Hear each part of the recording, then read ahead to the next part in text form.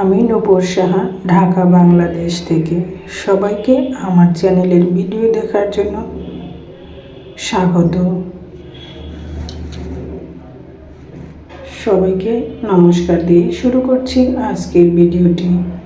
এখানে দেখতে পেলে ইলিশ মাছ হলুদ, মরিচ, লবণ দিয়ে মেখে মাছগুলোকে হালকা একটু ভেজে চুলা থেকে নামিয়ে নেব।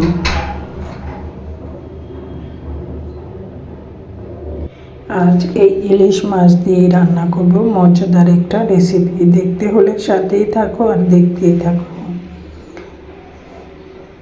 সবগুলো মাছই আমি হালকা করে ভেজে তুলে নেব। আজ ইলিশ মাছ দিয়ে রান্না করব ডাঁটা আলুর ঝোল। আর ডাঁটা আলুর ঝোল কীভাবে রান্না করি সেটাই তোমরা দেখতে থাকো। যারা ভিডিও দেখতে দেখতে একটা লাইক দিতে ভুলে যাও, তারা একটা লাইক দিয়ে ভিডিওটা কন্টিনিউ করো।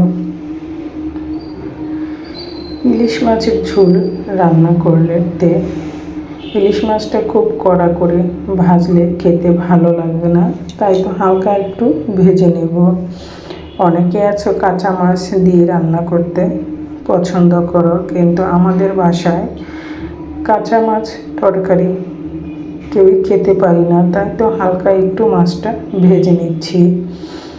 মাছগুলো ভাজা হয়ে গিয়েছে, এখন ওই অবশিষ্ট তেলে দিয়ে দিচ্ছি কেটে রাখা দেশি আলুগুলো হালকা একটু ভেজে নিয়ে এখানে দিয়ে দিব ডাঁটা। আমি ডাঁটাগুলো অফ ক্যামেরায় ফুটন্ত গরম জলে দিয়ে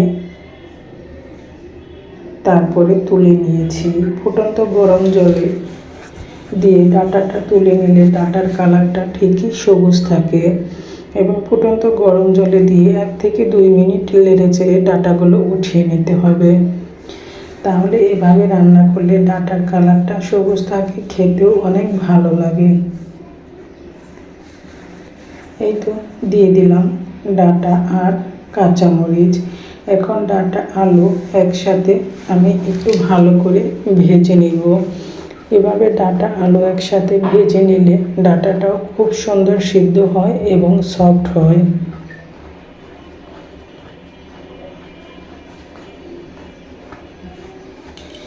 দিয়ে দিচ্ছি স্বাদ মতো লবণ দিয়ে ডাঁটা আলু ভালো করে ভেজে নিয়ে তারপরে এখানে বাকি মশলাগুলো দিয়ে আবার কষিয়ে নেব।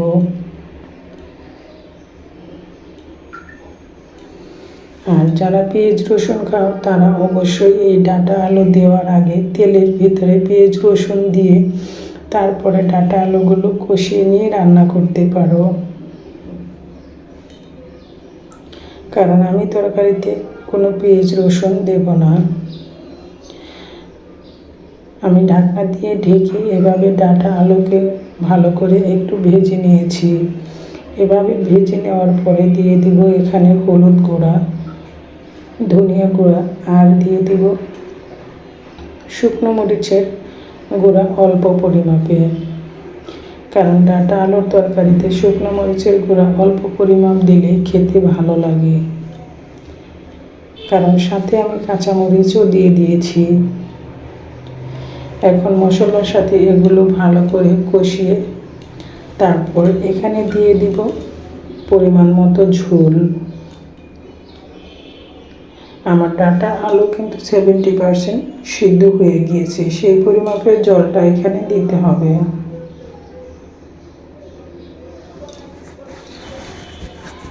ঝোলটা দিয়ে নেড়ে চেড়ে দিচ্ছি। ঝোলটা ফুটে আসলে ভেজে রাখা ইলিশ মাছগুলো দিয়ে দিব। আর ডাঁটা আলু দিয়ে ইলিশ মাছের ঝোল খেতে কিন্তু দারুণ লাগে। আমি মাছগুলো দিয়ে আলতোভাবে নেড়ে চেড়ে দিচ্ছি।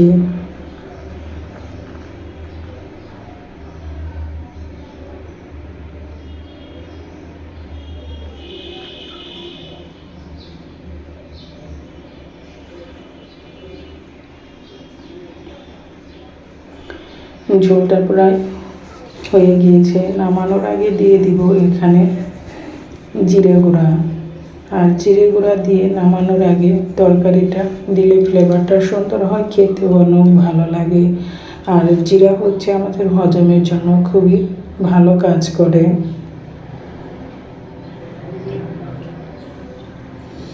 কেমন হলো আমার ডাঁটা আলুর ঝোল ইলিশ মাছ দিয়ে? ভালো লাগলে অবশ্যই লাইক কমেন্ট শেয়ার করে আমার পাশে থাকবে। আর নতুন বন্ধু যারা আছো আমার চ্যানেলটি সাবস্ক্রাইব করে পাশে থাকা বেল বাটনটি অন করে রাখবে। আর কাছে কিংবা দূরে যে যেখান থেকে আমার ভিডিওটি দেখতেছ তাদের সবাইকে অনেক অনেক ধন্যবাদ।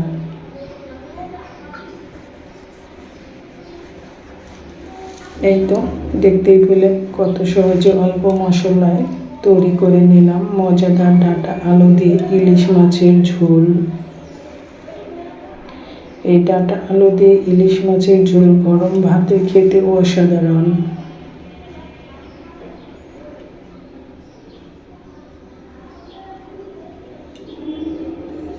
আজ এই ডাঁটা আলু ঝোলের সাথে আরেকটা মজাদার রেসিপি আছে, তা হচ্ছে শুক্তা। আমি শুক্তা কীভাবে রান্না করি সেটা দেখতে হলে সাথেই থাকো আর দেখতেই থাকো। চুলায় পরিমাণ মতো প্যানে তেল দিয়ে দিচ্ছি গোটা তেজপাতা আর রাঁধুনি ফোড়ন দিয়ে হালকা একটু ভেজে নিয়ে দিয়ে দিব এখানে কেটে রাখা ইলিশ মাছের মাথা।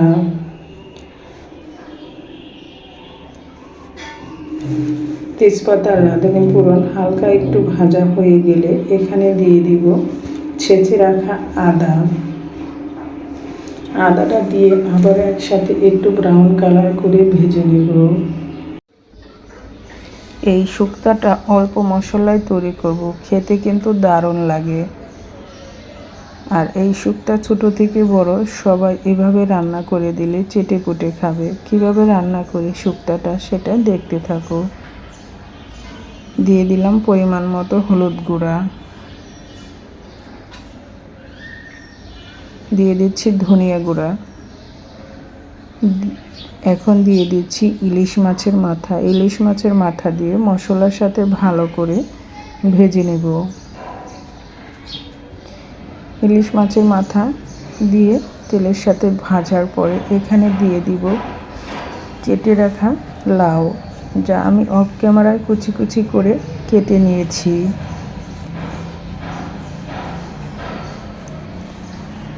যারা ঝাল খেতে পছন্দ করে না তারা এভাবে শুক্তা রান্না করে খেয়ে দেখো, খেতে কতটা দারুণ লাগে। দিয়ে দিচ্ছি স্বাদ মতো লবণ।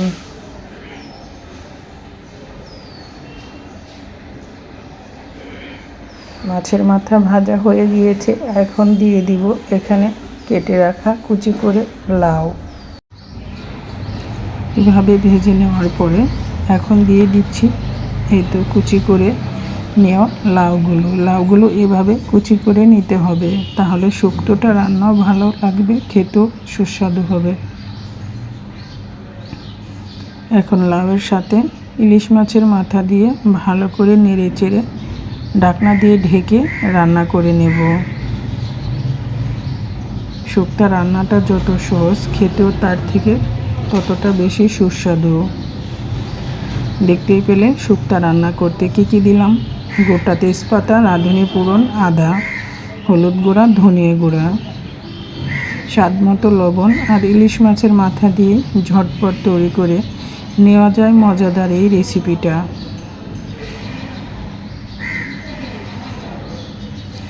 যদি এই শুক্তোর রেসিপিটা তোমাদের ভালো লাগে একবার হলেও ট্রাই করে দেখতে পারো।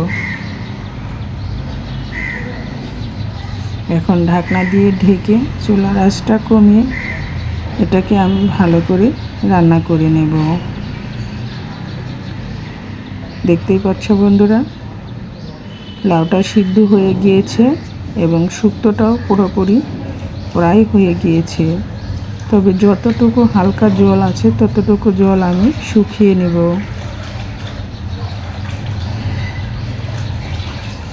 চাইলে এখানে কেউ ঝুল করেও শুক্তোটা রান্না করে নিতে পারো, কিন্তু আমি এটা পুরাটা জল শুকিয়ে নিচ্ছি।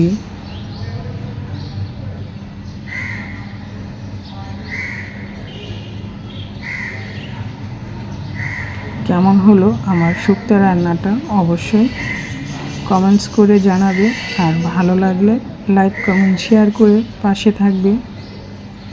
শুক্তোটা রান্না হয়ে গিয়েছে, এখন চুলা থেকে নামিয়ে নিচ্ছি। গরম গরম ভাতের সাথে এমন একটা মজাদার ইলিশ মাছের মাথা দিয়ে শুক্তো রান্না খেতে কিন্তু দারুণ লাগে। এই ছিল আজ দুপুরের মজাদার দুটো রেসিপি। সবাই ভালো থাকবে, সুস্থ থাকবে। আবার দেখা হবে নতুন ভিডিও, নতুন রেসিপিতে। সবাইকে অনেক অনেক ধন্যবাদ দিয়ে আজকের মতো ভিডিওটি এখানেই শেষ করছি। সবাই ভালো থেকো, সুস্থ থেকো। আবার দেখা হবে নতুন ভিডিও, নতুন রেসিপিতে।